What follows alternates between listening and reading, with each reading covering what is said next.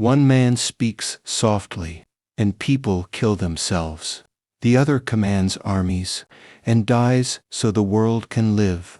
One controls without purpose. The other manipulates with purpose so intense, it devours him. To men, to gods in disguise. Johan Liebert. Lelouch, who truly ruled the human mind. Johan never needed an army. He didn't use force, or tools, or even power. He used people's own thoughts against them. He didn't push you off the cliff. He whispered just enough, so you jumped. Johan doesn't manipulate events. He manipulates identity. He erases who you think you are, and replaces it with a terrifying silence. You're not sure what you believe, or why you're alive. And in that confusion, you obey, not because you're weak, but because you start to believe you were never real to begin with. I just wanted to see the end of the world with you. Johan. He doesn't shout, he doesn't threaten, he simply walks beside you and lets the void take over. He once stood before a group of children and asked, "If you were the last person on earth, would anyone cry?" And in that moment, they began to vanish, not physically, but mentally, their sense of self fading into Johan's silence. Lelouch is entirely different. Loud, grand, dramatic, calculated, a genius who manipulates the system, the story, and even himself. He doesn't break people. He inspires them, then uses their devotion as a weapon. You can't change the world without getting your hands dirty. He manipulates through charisma, through ideals, through impossible visions. He creates zero, not just as a persona, but as a myth, a mask that commands loyalty stronger than truth. And then he burns the myth himself, because even illusions must die for peace to be born. Lelouch doesn't make you feel empty. He makes you believe you matter, that your pain has purpose, that your suffering will be remembered.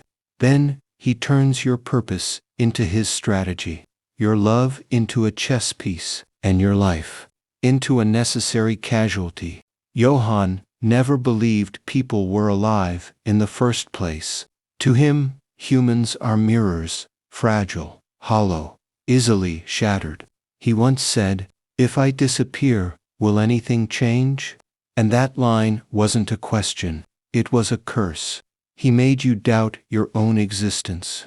Lelouch, on the other hand, believes people are flawed, but valuable. He believes they can be saved, but only after they've been forced to break. So he engineers war, betrayal, mass suffering, all so he can die as the villain, and give birth to a world where no one needs people like him again. Both control people, but for entirely different reasons. Johan manipulates for no reason, which makes him unstoppable. Lelouch manipulates for one reason, which makes him vulnerable. Johan is the ultimate void. Lelouch is the ultimate martyr. Johan is terrifying because he doesn't care. Lelouch is dangerous because he cares too much. Let's talk about style. Johan doesn't even need to be in the room. A photo, a word, a memory of him is enough to twist reality. He walks into your life like fog, and you never notice him until you're falling. You don't realize he's the one controlling everything, until you've already lost everything. And even then, you blame yourself.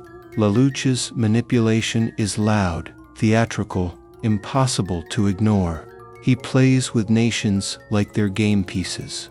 He sacrifices lives like bullets. And he lies to his friends with a smile. But every lie takes something from him. Every manipulated soul adds weight to the chains on his back. He uses guesses, the power of absolute obedience. But even that isn't his strongest tool.